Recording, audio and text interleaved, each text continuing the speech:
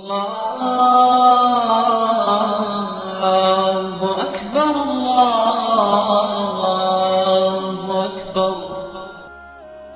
مرتبہ ایک نہایت ہی حسین و جمیل اور پاک باز عورت حضرت بایزید بسطامی رحمت اللہ علیہ کی خدمت میں حاضر ہوئی اور ان سے شکایت کی کہ میرا خاوند دوسری شادی کرنا چاہتا ہے، اس لیے آپ مجھے ایسا تعویذ دیں یا اس طرح دعا مانگیں کہ وہ اپنے اس ارادے سے باز آ جائے۔ حضرت نے فرمایا، بہن، جب اللہ تعالیٰ نے مرد کو استطاعت ہونے پر 4 تک شادیاں کرنے کی اجازت دی ہے تو پھر میں کون ہوتا ہوں جو قانون خداوندی میں در آؤں اور حکم خداوندی کی خلاف ورزی کا ذریعہ بنوں۔ اس پر وہ خاتون بہت دل برداشتہ ہوئی اور حضرت کی بارگاہ میں عرض کیا، حضرت، میں پردہ میں ہوں اور شریعت اجازت نہیں دیتی کہ میں آپ پر اپنا چہرہ ظاہر کروں۔ اگر شریعت اجازت دیتی اور میں آپ پر اپنا حسن و جمال ظاہر کر سکتی، پھر آپ فیصلہ فرماتے کہ آیا میرے خاوند کو سوکن لانے کا حق حاصل ہے یا نہیں۔ یہ جواب سننا تھا کہ حضرت تڑپ اٹھے اور بے ہوش ہو گئے۔ ہوش آنے پر فرمایا،